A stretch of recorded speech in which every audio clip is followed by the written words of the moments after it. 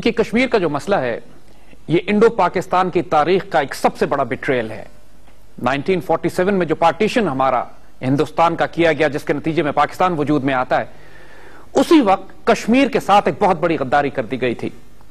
Lord Mountbatten ने और Radcliffe ने आपस में मिलकर जिस तरह गुरदासपुर का इलाका हिंदुस्तान के हवाले कर दिया, जो मुस्लिम मेजॉरिटी एरिया था, वो रास्ता बंद कर दिया कि पाकिस्तानी पंजाब से कश्मीर जाने का एक रास्ता है, उसको बंद किया। नतीजतन इमीडिएटली जो फसादात शुरू होते हैं कश्मीर में, उसके लाखों के करीब मुसलमान तो शुरू ही में शहीद कर दिए जाते हैं। और वाइल एट दैट मोमेंट के जब 1.25 करोड़ मुसलमान पूरे हिंदुस्तान से माइग्रेशन के लिए निकलते हैं, पूरे हिंदुस्तान में कोई 40-50 लाख मुसलमानों को रास्ते में ज़िबा किया जाता है और एक 50 लाख महाजरीन का एक रेला पाकिस्तान में पहुंचता है पाकिस्तान की तामीर के वक्त। अब उस वक्त की पाकिस्तानी हुकूमत का हाल देखिए कि हमारे पास तनख्वाहें देने के पैसे नहीं हैं। पाकिस्तान हुकूमत टेंटों में, खेमों में और लकड़ी के क्रेटों पर बैठ के अपनी हुकूमत चला रही है और दुनिया ये कह रही है कि यह मुल्क चंद माह से ज्यादा नहीं चलेगा। उस वक्त कायद आजम ये कहते हैं कि कश्मीर हमारी शहरग है और किसी सूरत में भी कश्मीर पर कॉम्प्रोमाइज नहीं किया जा सकता। जो वहां के डोगरा हुक्मरान थे, मुस्लिम मेजॉरिटी एरिया पे हुक्मरानी डोगरों की थी, उन्होंने भारतीय हुकूमत को इन्वाइट किया कि अपनी फौजें दाखिल करो। चूंकि जमीनी रास्ता पाकिस्तान से बंद कर दिया गया था गुरदासपुर की वजह से, अब हमारे पास और कोई ऑप्शन नहीं रह गया था कि पाकिस्तान सिवाय इसके कि एक जंगी हिकमत अमली के जरिए कश्मीर को हासिल करने की कोशिश करे। मगर यहां भी बिट्रेयल था, क्योंकि जिस तरह माउंटबेटन ने और लॉर्ड रेडक्लिफ ने इतना बड़ा बिट्रेयल किया पाकिस्तान के साथ, नक्शे तब्दील कर दिया आखिरी लम्हे पे, उसी तरह पाकिस्तान के पास उस वक्त फौजें ही नहीं थी। जो तमाम सेकेंड वर्ल्ड वॉर के बाद जो इंडियन फोर्सेस पूरे दुनिया में फैली हुई थी सेकेंड वर्ल्ड वॉर में हिस्सा लेने के लिए, उसमें अंग्रेजों ने यह किया था कि सिखों को और हिंदू रेजिमेंट्स को, गोरखास को पहले वापस बुला लिया और मुसलमान रेजिमेंट्स पूरी दुनिया में फैली हुई थी। नतीजा यह हुआ कि जब पाकिस्तान बनता है तो पाकिस्तान के पास आर्मी ही नहीं थी और जो चंद एक ऑफिसर्स भी थे, जो commander in chief of the Indian forces थे और जो पाकिस्तान आर्मी का कमांडर इन चीफ अपॉइंट किया गया ऑकनलेक और जनरल ग्रेसी, ये दोनों अंग्रेज थे। और कायद आजम के हुक्म के खिलाफ कायद आजम ने उस वक्त हुक्म दिया कि जितनी जो कुछ भी फौज है उसको लेकर कश्मीर में दाखिल हो जाए, क्योंकि इंडियन आर्मी जो थी, इंडियन एयरफोर्स जो थी, वो लैंड करना शुरू हो गई थी श्रीनगर के एयरपोर्ट के ऊपर। मगर ऑकनलेक और ग्रेसी ने इनकार किया। कायद आजम ने इसके बावजूद कश्मीर में ऐलान जहाद करवाया और पाकिस्तान के तमाम उन एरियाज में जहां किसी किस्म के भी इर्रेगुलर दस्ते मुयस्सर हो सकते थे, खासतौर पे मैसूर ट्राइब्स, ट्राइबल एरिया से, हमारे सवात से, चित्राल से, गिलगित स्काउट्स के लोग, चित्राल स्काउट्स से, वो तमाम मुसलमान वहां के जो हुक्मरान थे और जो खवानीन थे ट्राइबल एरियाज के, उनसे कहा गया कि हमें मुजाहिदीन दस्ते चाहिए जो कश्मीर में दाखिल होकर कश्मीर को बराह रास्त डायरेक्ट एक्शन के जरिए पाकिस्तान से मिला लें। कायद आजम के बारे में ये ध्यान में रखिएगा कि उस वक्त इस टूटे फूटे पाकिस्तान में दुनिया ने इनको मशवरा दिया कि हम इस वक्त काबिल नहीं है कि कश्मीर में जंग कर सके। Quaid Azam was such an honourable man. वो रियलाइज कर चुके थे कि अगर कश्मीर दुश्मन के हाथ में चला गया, पाकिस्तान का तमाम दरिया वहां से आते हैं, पाकिस्तान का चीन से रास्ता वहां से निकलता है, पाकिस्तान की तमाम मुस्तकबिल की नस्लें तबाह बर्बाद हो जाएंगी अगर कश्मीर पर यह गद्दारी हम एक्सेप्ट कर लें तो।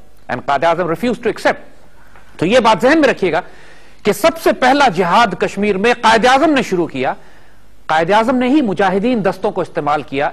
जो कुछ आजाद कश्मीर आपको आज नजर आता है, ये उसी वक्त कायद आजम की अपनी जिंदगी में मुजाहिदीन ने आजाद करा लिया था।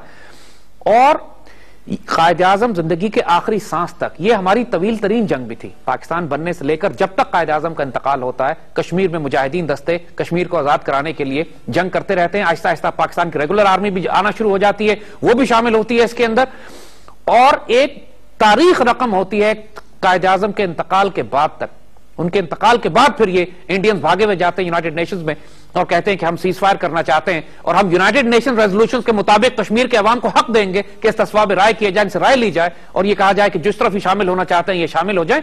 वो सिर्फ इंडिया का एक टाइम गेनिंग एक्सरसाइज थी। हमारे हुक्मरान उस वक्त ये खेल देख नहीं सके।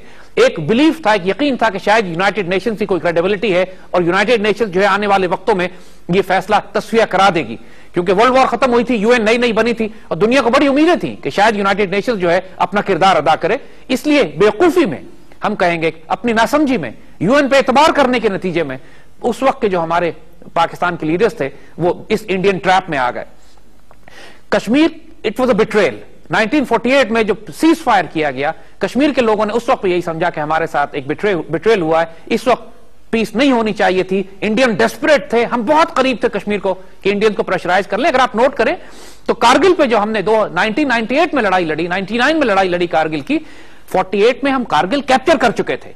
कारगिल 2-3 दफा हमारे हाथ में आया और हाथ से निकला। ये तमाम बड़े बड़े इलाके जो आज पाकिस्तान के पास हैं, ये सब 48 की जंग में हमने कब्जा किए थे, और आइंदा भी पूरा कश्मीर श्रीनगर भी लिया जा सकता था अगर थोड़ा सा प्रेशर और मेंटेन करते। फिर ये एज पाकिस्तानी हमेशा एक्सपेक्ट करते रहे कि शायद यूनाइटेड नेशंस रिजॉल्व करेगी, नहीं हुआ।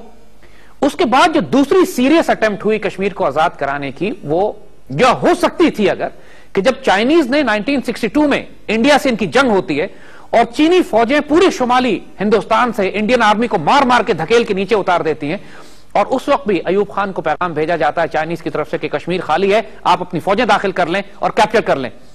और उस वक्त भी पाकिस्तान के हुक्मरान सोचते ही रह गए कि हम कश्मीर में दाखिल हों या ना दाखिल हों। तारीखी मौका जाया कर दिया गया। कुदरतुल्लाह शहाब ने अपनी शहाबनामा में इसकी पूरी तफसील लिखी है, क्योंकि वो प्रेसिडेंट के पर्सनल सेक्रेटरी थे।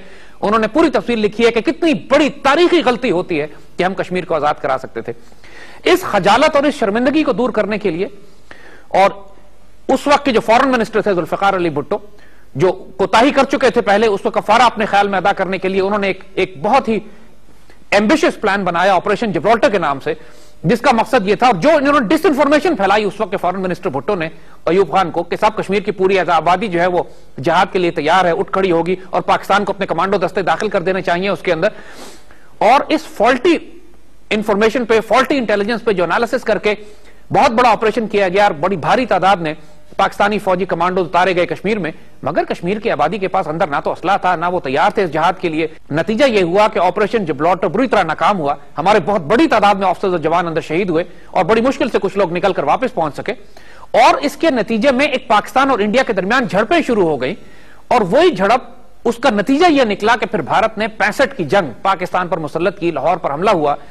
और फिर शुक्र है कम से कम पाकिस्तान जो कुछ गलतियां शुरू में हो चुकी थी उसको हम सस्टेन ये कर सके कि जुर्रत, दलेरी, बहादुरी और गैरत के साथ जो डिफेंस ऑफ पाकिस्तान जो उस वक्त किया गया, कि जो ऑब्जेक्टिव्स इंडियन अचीव करना चाहते थे वो नहीं कर सके।